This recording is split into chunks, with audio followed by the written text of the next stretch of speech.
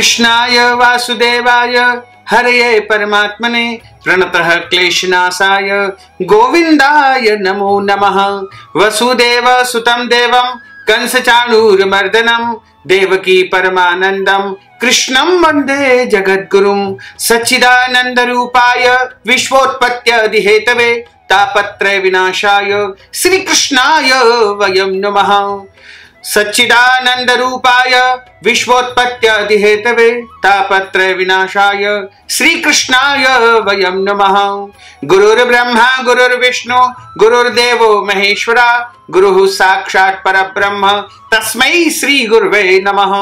जय जय श्री राधा रमण जय जय नवल किशोर जय गोपी चितचोर प्रभु जय जय माखन चोर। मात मेरी श्री राधिका पिता मेरे घनश्याम इन दोनों के चरणन में मेरा बारंबार प्रणाम। मोहिनी मूरत श्याम की वो मन रही समाय जो मेहंदी के पात में लाली रही समाय। धन यौवन एक दिन उड़ जाएंगे जैसे उड़े कपूर मन मूरख तू राम भज क्यों चाटे जग धूर क्यों चाटे जग धूर। बोलिए श्री लक्ष्मी नारायण भगवान की जय, श्री वृंदावन बिहारी लाल की जय, गोपाल कृष्ण भगवान की जय, श्री लक्ष्मी नारायण भगवान की जय, गिरिराज धरण की जय, श्री वल्लभाधीश की जय, श्री यमुने महारानी की जय। भक्तजनों, माताओं, बहनों, सादर जय श्री कृष्ण। हमारे YouTube चैनल में आप सभी का बहुत बहुत स्वागत है। मैं हूं आपके साथ आचार्य धर्मेंद्र शास्त्री। आज हम आपको अधिक मास के तीसरे दिन की और तीसरे अध्याय की कथा सुनाने जा रहे हैं। इस कथा को आप अंत तक जरूर सुनिएगा। अधिक मास जिसे पुरुषोत्तम मास या मल मास कहा जाता है, भगवान नारायण का स्वरूप पुरुषोत्तम मास माना गया है। इसमें प्रत्येक दिन प्रातः ब्रह्म मुहूर्त में स्नान करके इसके नियमों का पालन किया जाता है और कथा का श्रवण किया जाता है। ऐसा माना जाता है कि अधिक मास में जो भी दान करोगे, पुण्य करोगे अथवा स्नान करोगे, उसका आपको अनंत गुना फल प्राप्त होगा। तो अधिक मास के दूसरे दिन की कथा का आपने श्रवण किया। अब उसके आगे की निरंतर तीसरे दिन की कथा हम आपको सुनाने जा रहे हैं, जो कथा इस प्रकार है। सूत जी महाराज समस्त ऋषियों को तथा सूनकादि 88,000 ऋषियों को बैठा करके यह कथा सुनाने जा रहे हैं। और ऋषियों से सूत जी महाराज ने कहा कि जो है आप इस कथा को सुनिए जिस प्रकार नारायण ऋषि ने महात्मा नारद जी को सुनाया था। ऋषियों ने सूत जी महाराज से कहा कि हे सूत जी महाराज, भगवान नारायण ने नारद जी को जो कथा सुनाई थी आप उसे हमें विस्तार पूर्वक सुनाइए। आपने उस कथा को हमें संक्षिप्त में सुना दिया, लेकिन हम विस्तार पूर्वक जानना चाहते हैं, आपके श्रीमुख से जानना चाहते हैं। सूत जी महाराज बोले कि हे ऋषियों, जैसे नारद जी ने जो है नारायण ऋषि से प्रश्न किया था कि पुरुषोत्तम कौन है और इसका क्या फल है, उसी प्रकार नारायण ने नारद मुनि से कहा था कि यह सब उसी तरह आपको सुनाता हूं। भगवान नारायण ने कहा था कि हे नारद, महाभारत के युद्ध से 14 साल पहले की बात है और उस समय दुर्योधन और शकुनी ने जुए में छल करके धर्मराज युधिष्ठिर से उनका सब कुछ छीन लिया था। दुर्योधन के कहने पर दुशासन ने द्रौपदी का चीर हरण किया था, उनकी साड़ी का हरण किया था और उन्हें भरी सभा में जो है निर्लज्ज कर दिया था। वो तो भगवान कृष्ण की कृपा हुई और उन्होंने द्रौपदी की रक्षा की थी, द्रौपदी की लाज बचाई थी। उसके उपरांत जो प्रतिज्ञा उन्होंने की थी उसके अनुसार जो है पांचों पांडवों को 14 वर्ष का जो है वनवास भोगना पड़ा था और पांडव राज्य को त्याग करके काम्यक नामक वन में चले गए थे।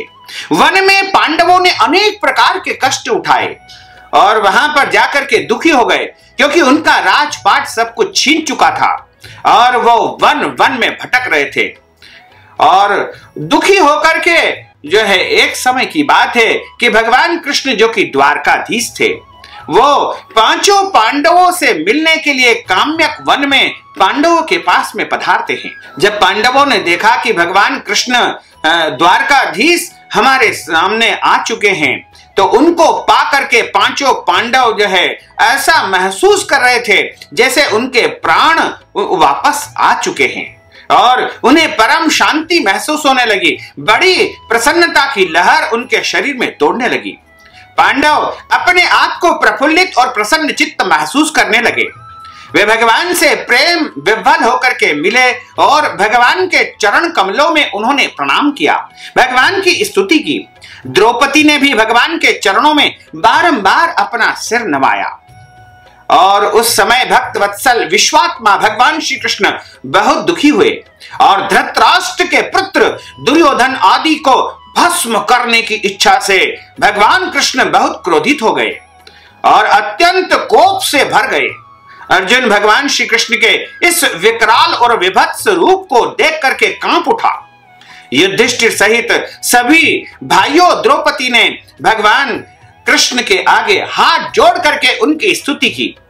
भगवान कृष्ण से कहा कि हे प्रभु, आप तो दयालु है, आप कृपालु है, समस्त संसार का पालन करने वाले हैं और सारा संसार आपके अधीन है। आप कृपा निधान है, आप करुणा निधान है। आपकी इच्छा से ही संसार में सब कुछ संपन्न होता है। दिन हो या रात हो या फिर सुख हो या दुख हो, गरीबी हो अमीरी हो, सब कुछ आपके हाथ में है। राज्य मिलना या राज्य छीन जाना, ये सब आपकी इच्छाएं हैं, आपकी लीलाएं हैं। हे लीला पुरुषोत्तम, हम आपके चरणों में बारंबार प्रणाम करते हैं, आपकी स्तुति करते हैं। इस प्रकार पांडवों ने जब भगवान कृष्ण की स्तुति की, भगवान कृष्ण को उन्होंने जो है नमन किया, उनको प्रसन्न किया, तब भगवान कृष्ण प्रसन्न हुए। भगवान कृष्ण का क्रोध कुछ शांत हुआ। क्रोध शांत होने पर अर्जुन ने हाथ जोड़ करके कहा कि हे नाथ, आप जगत की रक्षा करने वाले हो और आप जगत के नियंता हो, आप करुणा निधान हो, आप कृपा निधान हो, आप दयालु हो और इस संसार का पालन करने वाले हो। मैं भी इस संसार से बाहर नहीं हूं और जो आपकी शरण में आता है उसकी आप रक्षा करते हैं। फिर मैं भी आपकी शरण में आया हूं और हम सभी भाई आपकी शरण में हैं। आप हम सबकी रक्षा कीजिए, आप हमारी कष्टों को दूर कीजिए।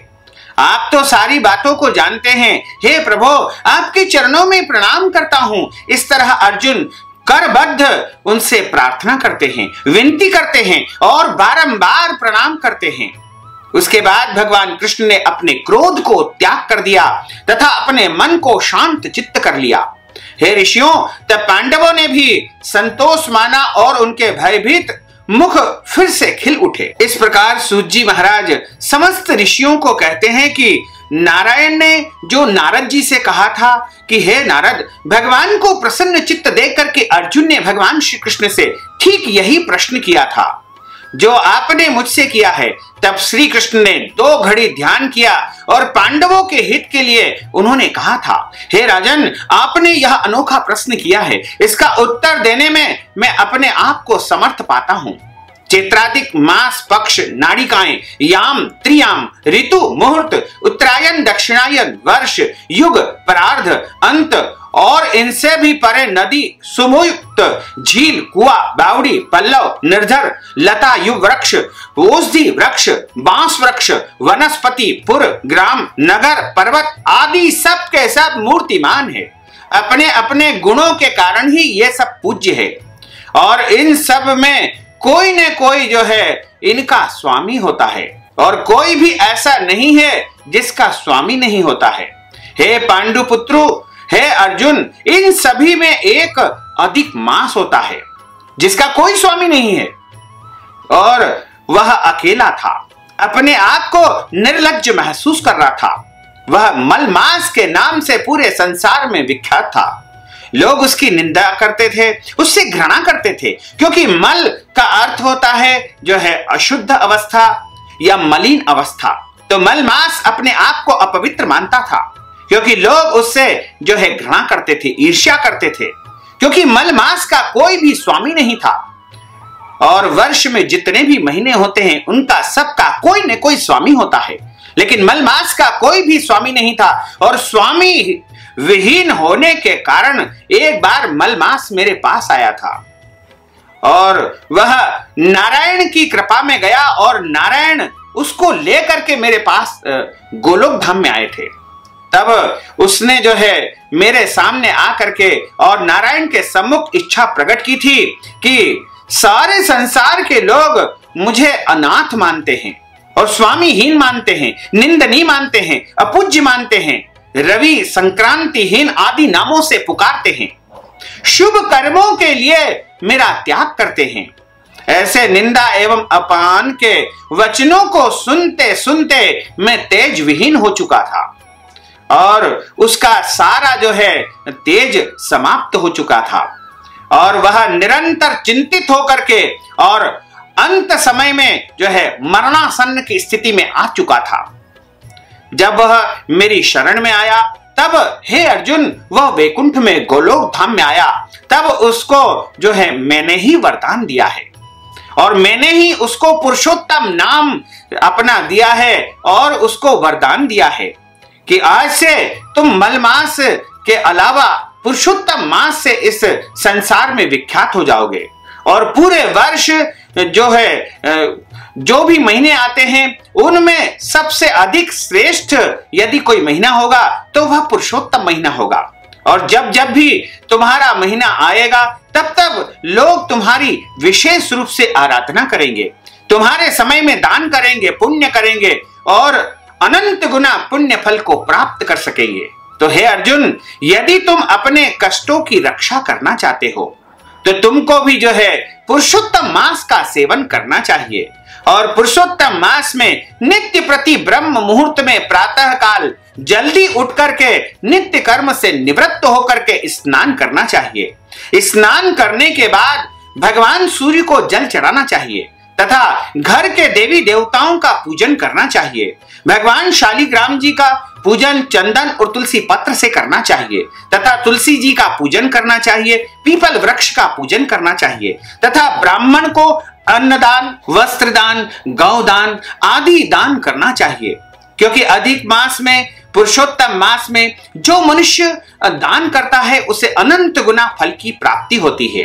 तो हे पांडु पुत्रों, तुम पुरुषोत्तम मास का सेवन करो और नियम का पालन करो तथा दान पुण्य करो। इस महीने जो भी तुम कर्म करोगे उसका अनंत गुना तुमको फल प्राप्त होगा और उसी पुण्य प्रताप से तुम्हारे दुखों की निवृत्ति हो जाएगी। इस प्रकार यह कथा का समापन यहाँ पर होता है। अगली जो कथा आएगी वह इसी क्रम में जो है आगे हम आपको सुनाएंगे। बोलिए गोपाल कृष्ण भगवान की जय। अच्युतम केशवम राम नारायणम कृष्ण दामोदरम वासुदेवम हरे श्रीधरम माधवम गोपिका वल्लभम श्री जानकी नायकम श्री रामचंद्रम भजे जानकी मनोहरम सर्वलोक नायकम श्री शंकरादि सेवितम पुण्य नाम कीर्तनम श्री राम राम राम राम राम नाम तायकम राम कृष्ण वासुदेव भक्ति मुक्तिदायकम राम कृष्ण वासुदेव भक्ति मुक्तिदायकम राम कृष्ण वासुदेव भक्ति मुक्तिदायकम राम कृष्ण वासुदेव भक्ति मुक्तिदायकम।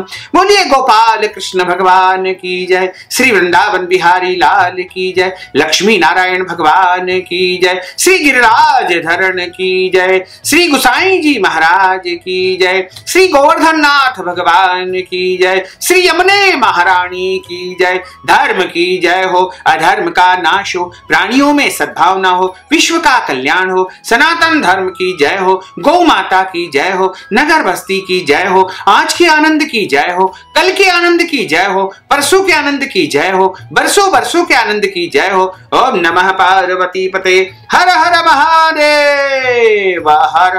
भक्तजनों, माताओं बहनों, हमने आपको अधिक मास की यह दिव्य कथा सुनाई है। और कथा सुनने के बाद यदि आप दान दक्षिणा प्रदान करना चाहते हैं तो अवश्य ही हमें प्रदान कर सकते हैं। इससे आपको महान पुण्यों की प्राप्ति होगी। साथ ही इस ज्ञानवर्धक वीडियो को अधिक से अधिक लोगों को शेयर करिएगा, लाइक करिएगा, कमेंट करिएगा और यदि अभी तक आपने सब्सक्राइब नहीं किया तो अभी और इसी समय सब्सक्राइब अवश्य कर लीजिए। आपको और आपके पूरे परिवार को सादर जय श्री कृष्ण, सादर धन्यवाद।